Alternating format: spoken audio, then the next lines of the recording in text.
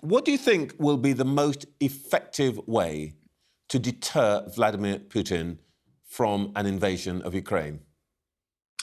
Vladimir Putin is first and foremost a kleptocrat. He's been in power as a dictator for 20 years. He's stolen an enormous amount of money from the Russian state, from Russian oligarchs, from others in Russia. And that money he doesn't keep in his own name. He keeps in the name of trustees. I call them oligarch trustees. And those oligarch trustees don't keep that money in Russia. They keep that money in the West. And as you mentioned, we see it in London, we see it in New York, we see it in south of France. And Putin values that money more than human life. He's killed a lot of people to get that money. And so in my mind, the cleanest, safest, and simplest way of deterring Vladimir Putin from invading Ukraine is to go after his money. And there's a piece of legislation in place. It's called the Magnitsky Act. It was named after my lawyer who was killed in Russia, Sergei Magnitsky. And it allows the British government to freeze the assets and ban the visas of people who are involved in high-level corruption and human rights abuse. And so we have a tool, the Magnitsky Act. We actually know who these oligarchs are who hold Putin's assets. We know that they are held in London, and we know that Putin values his money.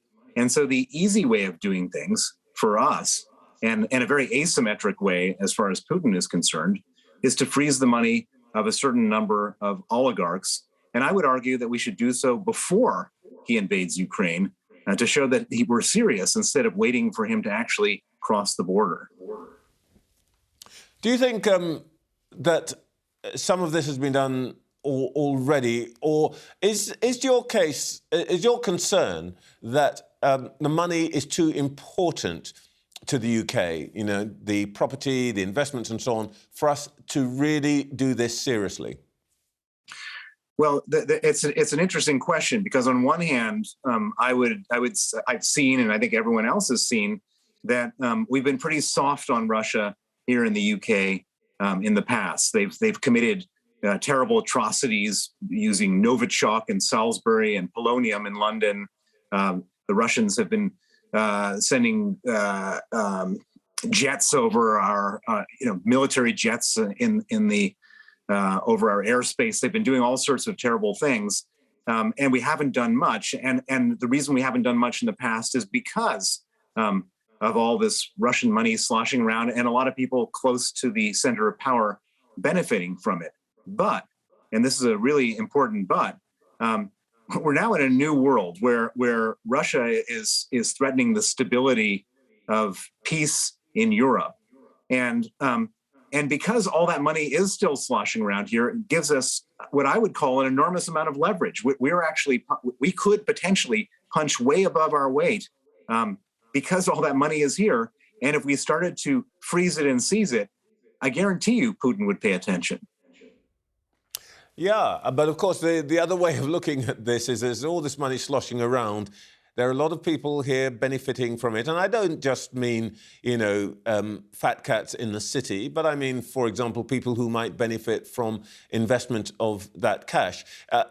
Freezing and seizing the oligarchs' money is not a pain-free process for Britain, is it?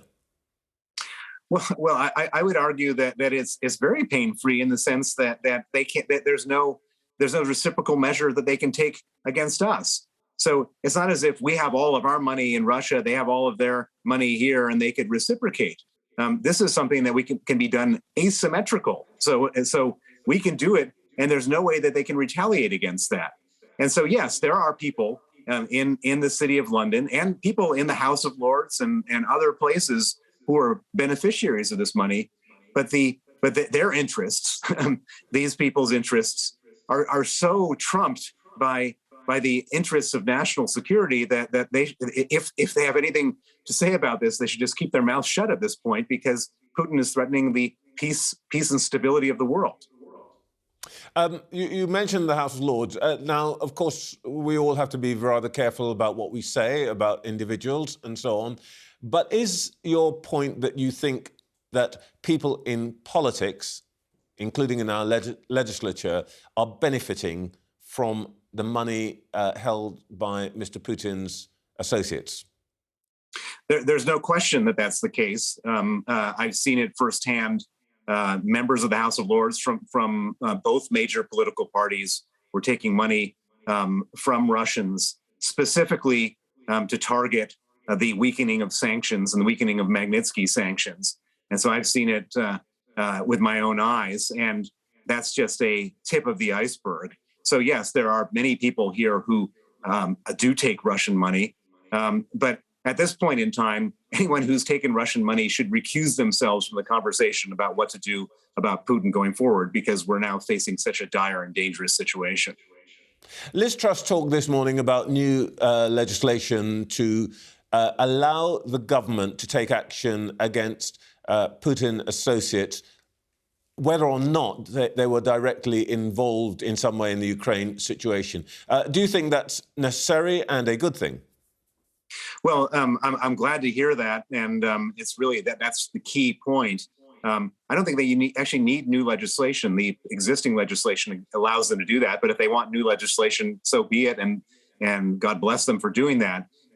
The key is to go after these people, because this is where our leverage is, and so I'm very heartened to hear her say that, and let's hope that this thing, the legislation, gets put in place, and more importantly, that it actually gets used properly. Because the big problem with these situations is governments all over the world always want to be seen to be doing the right thing, but often are scared to do the right thing. To really do the right thing, one has to make a list of the top 50 oligarchs who are looking after Putin's money, and then start to sanction them. And everybody who's involved in that knows how angry Putin will get, and they're kind of scared of making him angry, but this is the one thing that he'll listen to.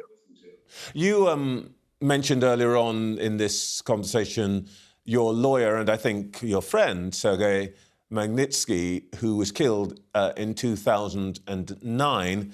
The sanctions against Russia bear his name, but Mr. Putin is still where he is. He still seems all-powerful. How do you feel about the fact that somehow nothing seems to be able to shift this guy? Well, it's very frustrating to watch Putin carrying on, just getting stronger and stronger. And it's also frustrating that, having passed the Magnitsky Act in the UK and actually in 33 other countries, is not more readily used, because we know that this works, and we know it works because Putin got so furious about it when it first was passed in the United States and in other countries. In the United States, after it was passed, he banned the adoption of Russian orphans by American families and made it his single largest foreign policy priority to repeal the Magnitsky Act. And he's been following me all around the world, trying to do whatever he can to stop the Magnitsky Act from being passed. He sent one of his emissaries to Trump Tower shortly before Donald Trump was elected, trying to get the Magnitsky Act repealed. And so we know that this is something he cares about. Everybody who's involved in Russian opposition, in Russian politics, who aren't there, understand that this is the tool to get him. This is Putin's Achilles heel. This is what he really cares about. And so it's really a question of using this tool now, instead of just having it. And if we use it properly, and if we use it against these oligarchs, it will stop him.